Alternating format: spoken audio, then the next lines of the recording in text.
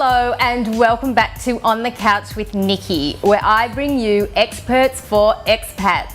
Today's episode is kindly brought to you by Expat Insurance, who choose not to use incentives or commissions so they can just focus on your needs. Speaking of needs, living in Singapore brings with it a delightfully consistent warm climate with temperatures averaging about 27 to 30 degrees every day. What also comes with Singapore is an incredibly high humidity, ranging from 64% right through to a whopping 96% humidity on any given day. Combine these two things, heat and humidity, and one thing's for certain, you've got mould. So, who's with me on the couch today? I am very relieved to have Andrew from Mouldgone, Singapore's only mould specialist that does not use toxic chemicals.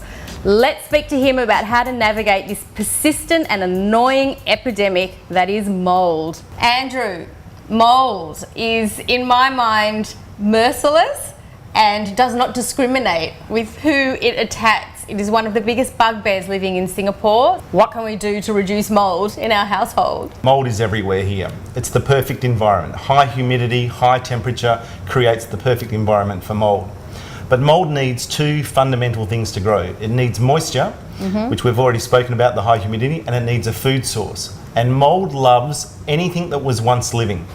So it loves timber, paper, leather, your belts, your handbags, your shoes, cardboard, and certain sorts of paint. So really everything in our house is a food source Correct. for mould. Fundamentally, there's a couple of things that we have to do. If someone said to me, what's the best thing I can do to stop mould in my house? Yep. The first thing I'll say is airflow. And the best investment anyone can make in their unit or their condominium is ceiling fans, or if you can't put a ceiling fan in, have a fan, because creating an airflow does two things. One, it reduces the humidity, and secondly, it stops the mould spores from settling and being able to start forming on surfaces. In Singapore, the biggest issue is not the black mould. The biggest issue in Singapore is white mould. So you come in, you do an assessment, you identify the problem areas, and then can you come in and just fix it all? Correct. So we'll do an assessment. Yes. We'll give you a very detailed report that will show where the issues of concern are, and then we will give you an estimation of what would cost someone like us to come in and rectify it for you. Air conditioner use. Air conditioners, can they get mould in them? They most certainly can. If the air conditioners in bedrooms haven't been chemically cleaned as a minimum every 12 months, Yep. you're probably inviting mould to start growing within your system. So should people just request a chemical clean to get rid of the mould? Yeah, definitely they should be doing that in their bedrooms. Mould growth and mould spores has increased the occurrence of things like asthma, childhood asthma,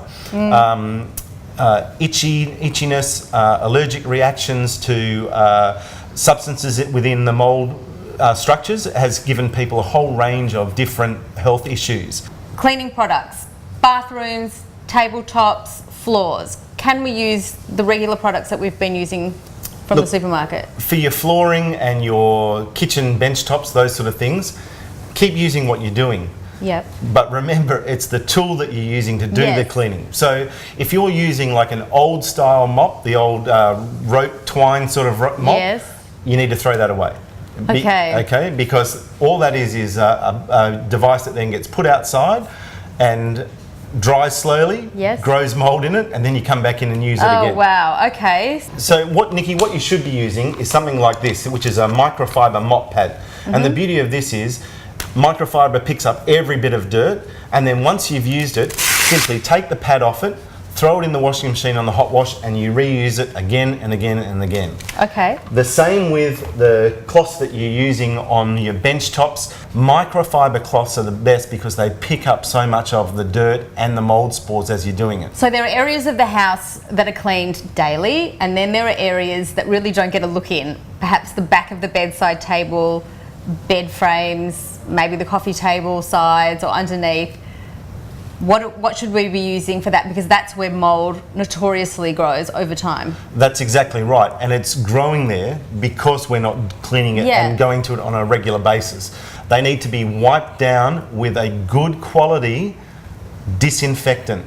Not a vinegar or a different cleaning solution, but something that's designed to kill mould, a non-toxic botanical disinfectant. Okay, so we can use the general products we've been using for the everyday stuff, but we need something specialised for those areas which are more prone to mould. Okay, so the product that we bring in is from the USA. It's an FDA approved botanical disinfectant. Yep. So what that means is it's come from the herb thyme, and you can use it on any surface throughout the house, and it will kill mould. Okay, so I could use that for everything. But it's pet safe. You don't have to use any gloves or personal protection. It does absolutely everything. Okay, wonderful. Dehumidifiers, let's talk about those. Everybody uses them here in a feeble attempt at controlling the mould situation. Most people use hippos. So you've got an alternative to the hippo. Let's take a look. Okay, Nikki, this is what we bring in. It was designed in the States. Thirsty camel. So we've gone from the hippo to the camel. We're going to the camel. Camel holds more water than a hippo. Yes. Essentially, it's a pouch, just like a nappy. Yes. And it absorbs and turns into a gel. Okay, so there's hard little grains in here, and then over time they'll form a gel, and then when it gets all soggy, you know it's time to change the nappy. To change the nappy. Now, they're 100% biodegradable. And no plastic. And no plastic. Yeah. I would definitely recommend putting in a small pouch in any sort of storage container that you're keeping valuables in. And how long will they last? Around 1 to 2 months. 1 to 2 months versus 2 weeks from the hippo. Correct. Okay, no brainer for me. This is fantastic. What about for the wardrobe? We have like a 1 kilo hanger. Oh, this is brilliant. So how much water will this absorb? So this is 1 kilo. It will absorb up to 2 kilos of moisture. Wonderful. Thank you so much for coming in today on the couch. I'm sure everybody's been mould enlightened. Okay, everybody, it's time to survey your mould situation. Have a look at your house. Look at what cleaning tools you're using, what cleaning solutions you're using, what dehumidifying options that you're using, and make sure that it's actually achieving what you want it to achieve. Give Mouldgone a call. Andrew will come out and assess your home and tell you specifically what you need to do moving forward to live in a mould-free and ultimately healthier environment. Thanks everybody. I'll see you next time on The Couch with Nikki. Bye.